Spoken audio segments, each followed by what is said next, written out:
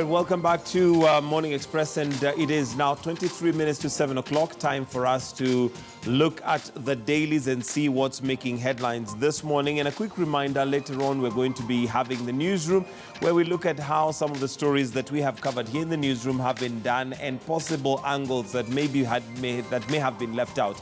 And of course, we do know that the Mau Forest has been standing in terms of making headlines most of this week, so we'll be looking at that. But for now, headlines today is on the Standard. Let's start off with the Standard.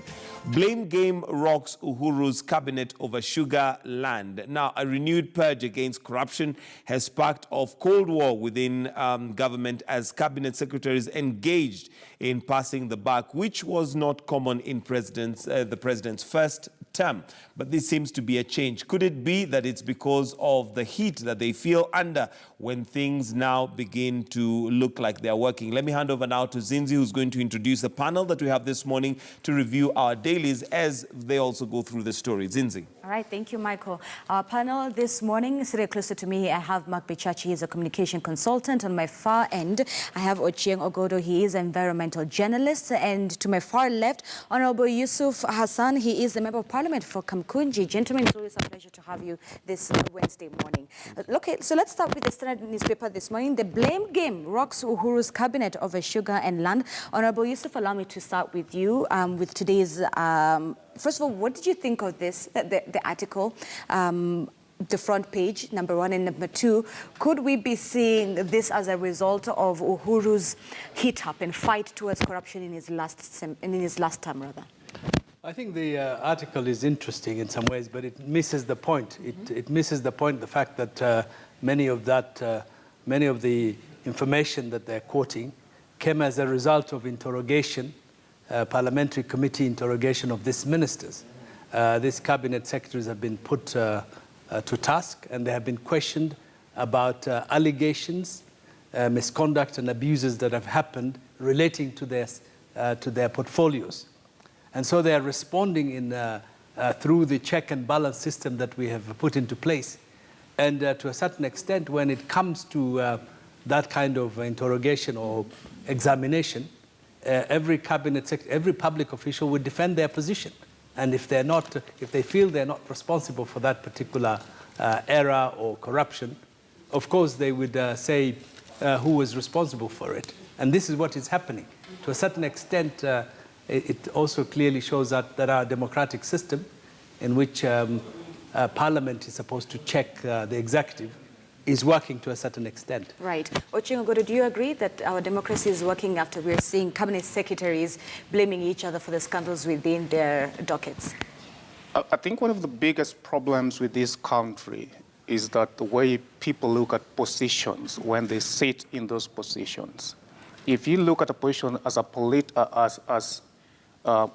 public good that you exercise on behalf of the people and in trust for the people, then you're going to do the right thing.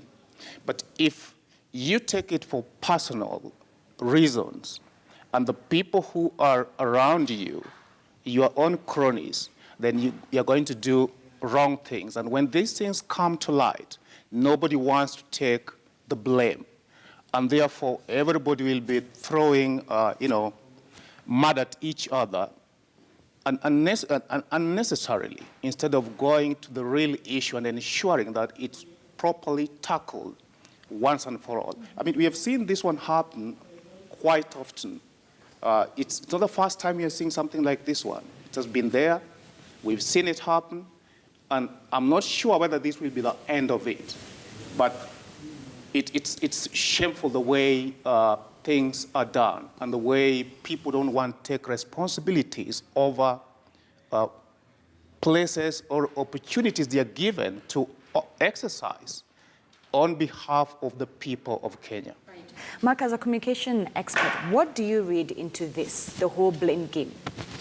Number one, whenever a blame game occurs among children, you know that there is guilt being passed around. You're passing the gauntlet, as it were.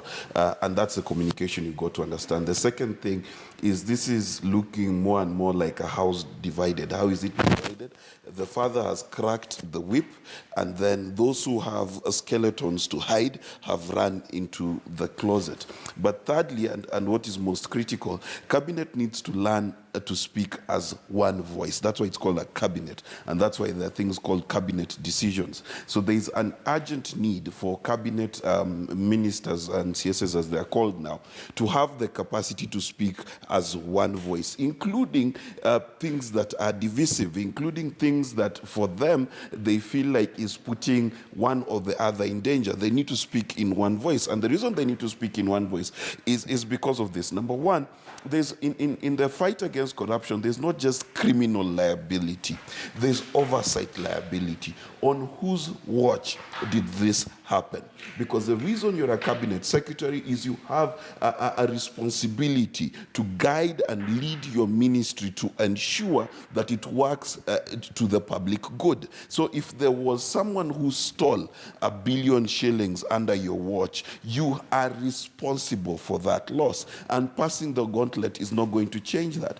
But that is evidence indeed that the president is serious in his fight against corruption, that it is even affecting his cabinet. Now, the question the country must ask itself is, should we then try to insulate cabinet? No. Justice may done, though the heavens may fall. So cabinet is our heavens, and if it is shaken, let it be shaken. Indeed, if the good Lord said, once again, I will shake the heavens and the earth, let them shake. Honorable Yusuf. I think here there is a failure of reporting. I must say that when you start using words like blame, you are missing the point of what is being interrogated and what is required. What has gone wrong?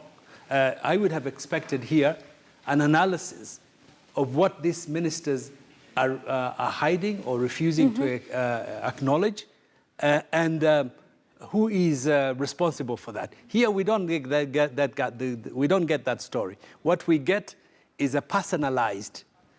And in Kenya, it is very easy to evade issues and forget the real issue because you personalize the issue. You're saying Minister so-and-so is blaming so-and-so.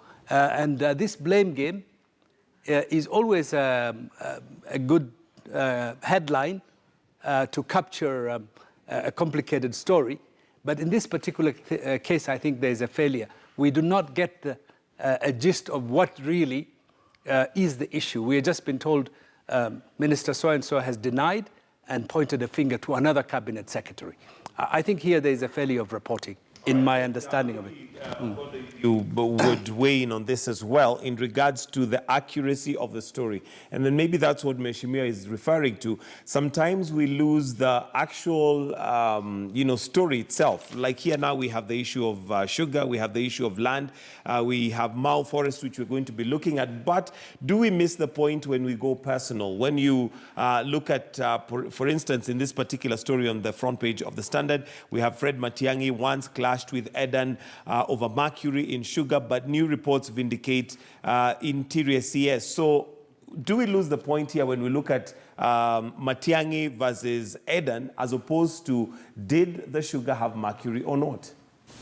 I do think that positions are held by human beings, and therefore you have to look at the people who are directly responsible for those positions and what happened when they were holding those positions and hold them accountable. And to me, that is where the whole story is. You don't give it to trees or birds. If Matiang'i was holding a position and something wrong went under his watch, then he has to be told, look here, something went awfully bad when you are given that position, and therefore you have to be accountable for that one. If anybody comes after that and points fingers, then it is the duty of the media to unearth that and put it in the public domain quite clearly so that people get to know the real issues behind what these people are saying. What is the news behind the news? I think that's where we need to go to. But if we look at it from from person to person, will we not lose the bigger picture here, which, as Michael has said, it could be the specific scandal within each docket? And that's how we're really sidetracked from all the drama and the showcasing, and then we lose focus of what the key issue here is. It's not even the cabinet secretaries blaming each other, is that why is your docket sleeping, be it the maize scandal, be it the whole agriculture scandal with the fertilizers and so forth? I mean, scandals are planned and executed by human beings, people who are in those positions. And therefore, you have to pin them down quite clearly and ask them, why did this scandal happen and you're holding this position? Let the person take the responsibility and explain to the people of Kenya, because you hold that position on behalf of the people of Kenya. You have to be accountable. You have to give them a rundown on how you worked. If things went awfully bad when you were there, then you have to explain yourself quite clearly and take the responsibility. And if there is any punishment, then that person needs to be punished. Right. Mark? You know, the reality of the matter is this. The argument has been for a very long time that the accounting officer in every ministry is a permanent secretary, and we've seen quite a number of permanent secretaries be taken to the dock to answer for, indeed, crimes of abuse of office, of irregular procurement, and corruption in general. However, we've not seen this affect the cabinet level. And the reason we've not seen it affect the cabinet level is perhaps in the psyche of Kenyans is we do not quite understand that there is a responsibility for them to do two things. First is the responsibility to guard the nation against corruption in their particular sectors by creating policies and oversight measures to ensure these things do not happen under their watch. They are as much responsible for corruption in the country as the president is. And therefore what is expected is a mirroring of the president's behavior and attitude and actions against corruption. They should be the ones taking what the president is doing a notch higher. They should be the ones reporting on corruption and taking action on corruption before it lands on the president's desk. That is number one. Number two, Kenya is a country that has, quote unquote, been framed as rising, but we are rising with the same speed as a lazy man gets out of bed. The sun rose at 6, it is still noon, and our feet are yet to touch the ground, because we have cabinet secretaries who do not seem to understand that we need to have innovative ways to solve our problems, which is the highest kind of corruption we have, the corruption of the inability to develop ideas that change our country. For example, if today you asked in Nairobi, where are we going to put up the next green space?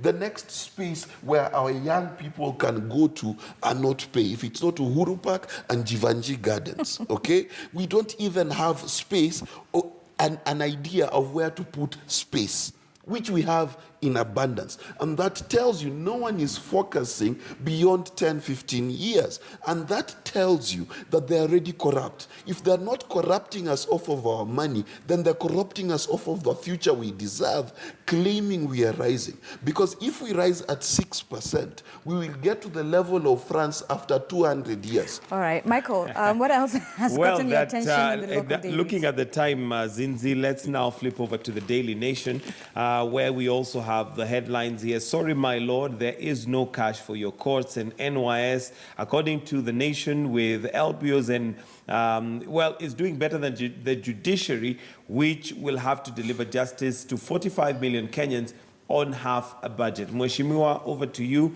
on your thoughts on this. Of course, the budget here affecting the judiciary in a negative manner. Quite a number of things that are going to happen. Suspension of 50 mobile courts, derailment of efforts to clear backlogs of cases, to mention a few.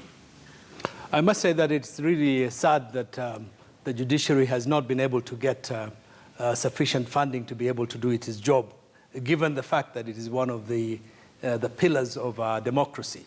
You know, the executive, parliament, and judiciary form our government. And I think also the fact that we have reformed our judiciary and we continue to push for more changes to improve the delivery of justice.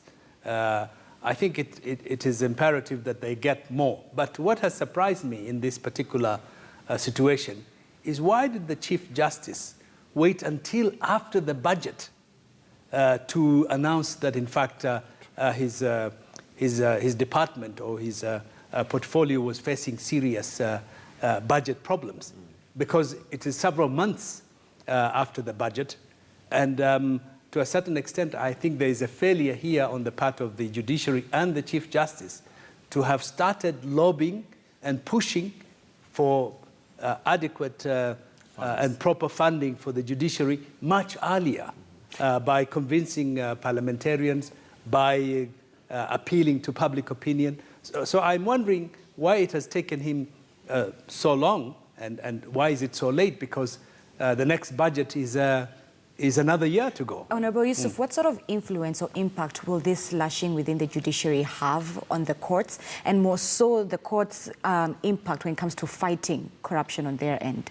No, I wouldn't know that, because I'm not in the judiciary, nor do I, apart from what I've heard from the Chief Justice. What I know is that they do deserve and they do need more funding.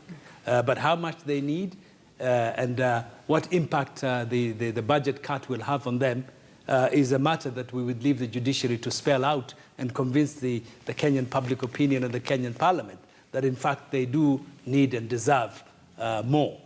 All right, Ochieng, your thoughts? What I do think is that the judiciary is a very important arm of governance. And therefore, when you are really looking at your budget, you need to think about the judiciary on what it's going to do after the budget until the next budget. Because if you make judiciary to run without money, to run without the capacity that it requires to do the job it's supposed to do, you are going to affect a lot of things and other parts or other segments of governance.